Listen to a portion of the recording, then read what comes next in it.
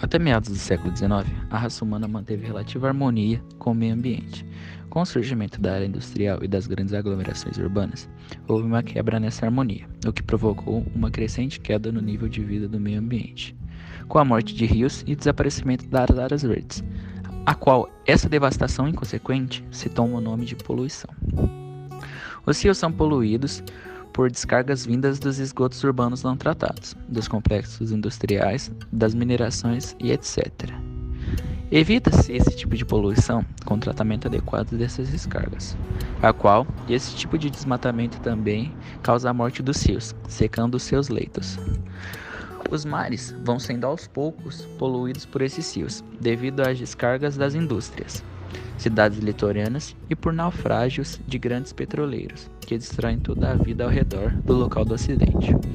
O solo é prejudicado pelas queimadas e pelo desmatamento. O fogo destrói não apenas as plantas que são os alvos dos incêndios, mas também suas raízes e micro-organismos que vivem na terra, tornando-a estéril, sem proteínas necessárias às plantas.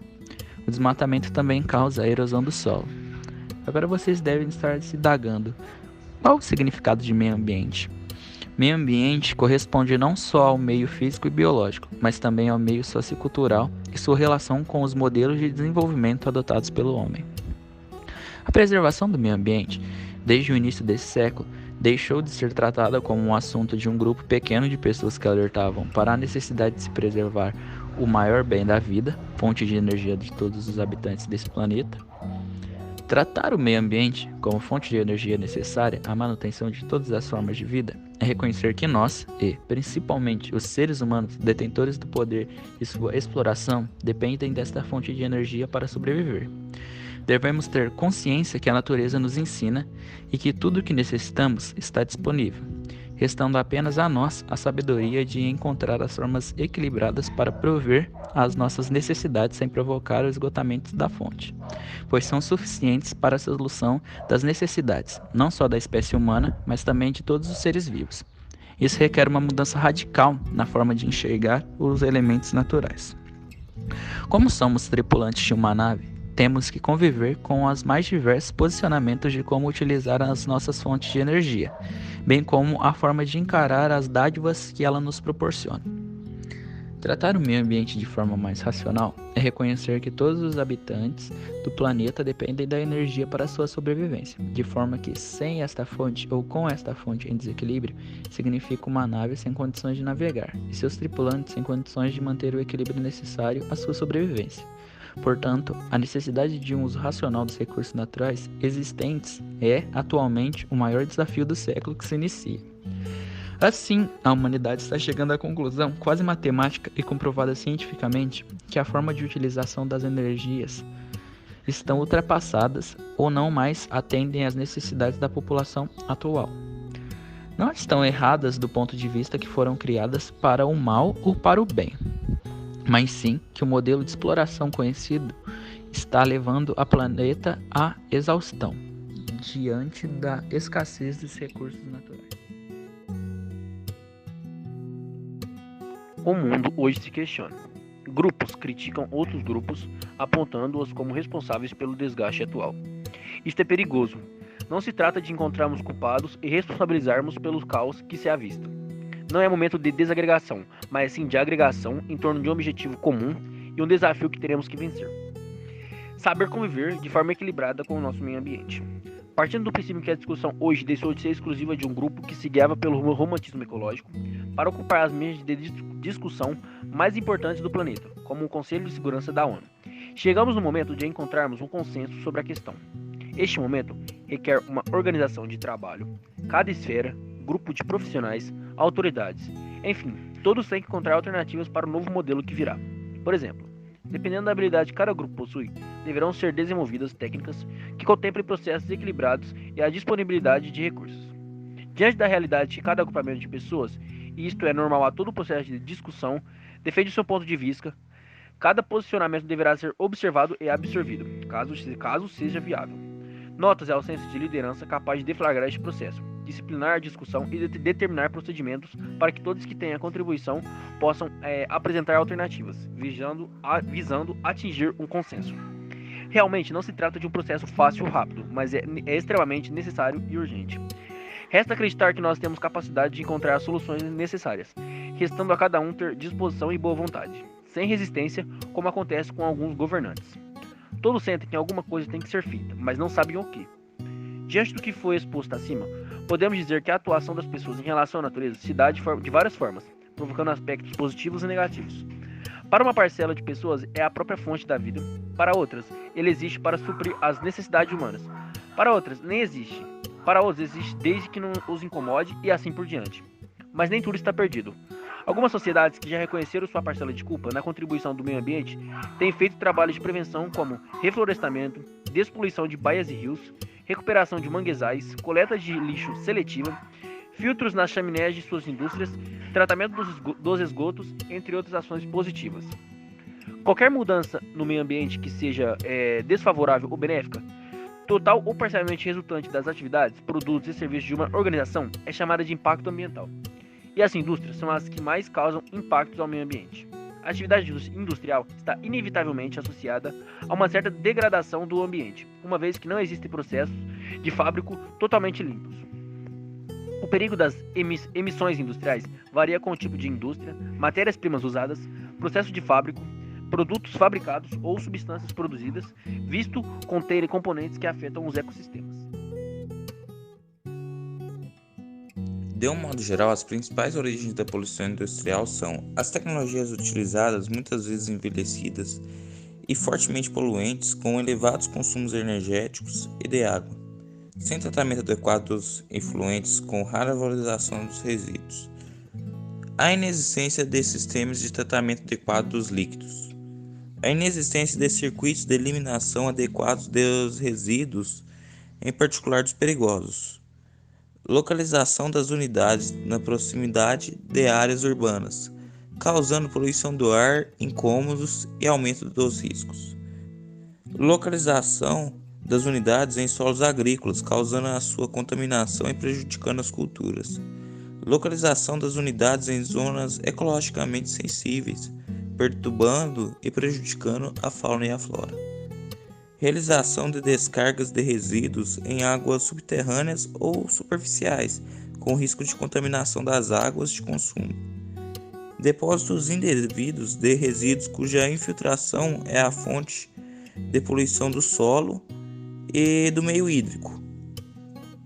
No ano em que o mundo admitiu que o homem é o principal responsável pelas mudanças climáticas e discute soluções para frear o aquecimento global, o Brasil insiste em empurrar para baixo do tapete a realização de um debate amplo e aberto sobre a problemática que envolve os resíduos tecnológicos chamados resíduos high-tech.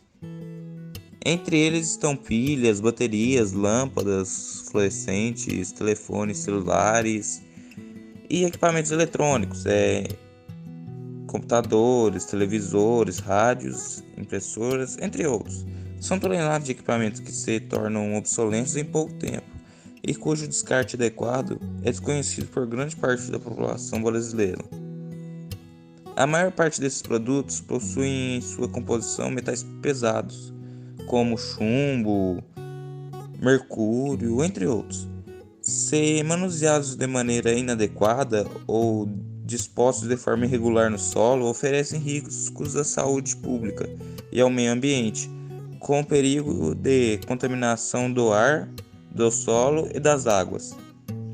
Milhares de brasileiros não fazem a menor ideia que o descarte inadequado de equipamentos eletrônicos e de baterias do celular pode causar danos à saúde e ao meio ambiente. Por outro lado, eles têm acesso cada vez mais facilitado a esses produtos.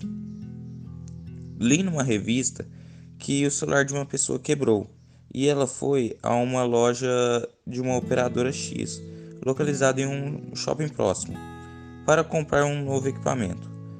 Preocupado com a questão ambiental, perguntou à funcionária da operadora de telefonia onde ela deveria depositar a bateria do aparelho quebrado, e ela apontou uma lixeira comum no corredor e disse que poderia jogar ali mesmo. Isso é um descaso, uma responsabilidade social. Se Situações como essa são comuns em países que não regulamentam a questão dos resíduos sólidos de maneira correta. Isso pode ser caracterizado como um crime ambiental. Além deste exemplo citado acima, podemos enumerar centenas de problemas causados pelo descaso das indústrias. Poluição dos rios próximos às fábricas, mortandade dos peixes, da vida aquática de maneira geral, excesso de fumaça venenosa no espaço, causando, além do efeito estufa, também destruição da camada de ozônio, poluição sonora, lançamento de gases venenosos em grande quantidade e não fiscalizada pelo governo, chuva ácida e etc. Eu poderia lançar a seguinte pergunta: o que pode ser caracterizado resumidamente como crime ambiental? Causar poluição atmosférica que provoque a retirada, ainda que momentânea, dos habitantes das áreas afetadas, ou que cause danos diretos à saúde da população. Causar poluição hídrica que torne necessária a interrupção do abastecimento público de água de uma comunidade e lançar resíduos sólidos, líquidos ou gasosos ou detritos, óleos ou substâncias oleosas em desacordo com as exigências estabelecidas em leis ou regulamentos. Lei de Crimes Ambientais, Lei Federal número 9.605, de 12 de 2 de 2009. O que nós podemos fazer para colaborar com a preservação do meio ambiente? É claro que a nossa participação é bem menor nesse processo de poluição da natureza, mas algumas coisas podemos fazer para amenizar tudo isso. Vou dar um exemplo bem prático. Onde jogar o óleo de fritura em casa? Mesmo que não façamos muitas frituras, quando fazemos, jogamos o óleo na pia ou por outro ralo, certo? Este é um dos maiores erros que podemos cometer. Sendo assim, o melhor que tem a fazer é colocar os óleos utilizados numa daquelas garrafas de plástico, por exemplo, as garrafas PET de refrigerante, fechá-las e colocá-las no lixo orgânico. Todo o lixo orgânico que colocamos nos sacos vai para um local onde são abertos.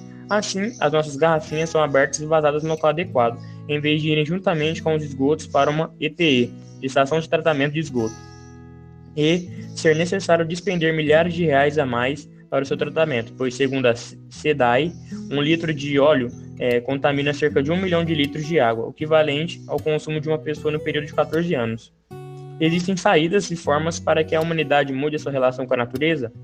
É claro que existem, e tudo precisa começar dentro da nossa própria casa. O diálogo entre as pessoas dentro de casa pode ser uma boa maneira para a reflexão sobre a educação dos filhos. Como fazer para que as novas gerações desenvolvam um olhar consciente sobre o mundo?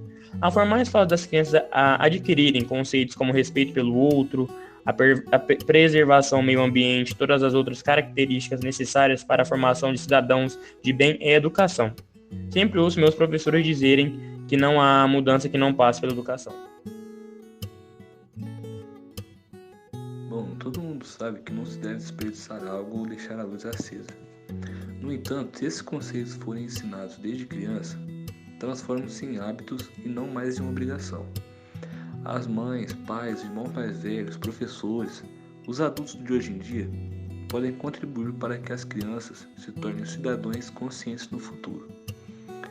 1. Explicar às crianças que a água não começa na torneira e nem termina no ralo, mas que vem da nascente de um rio e acaba em um esgoto.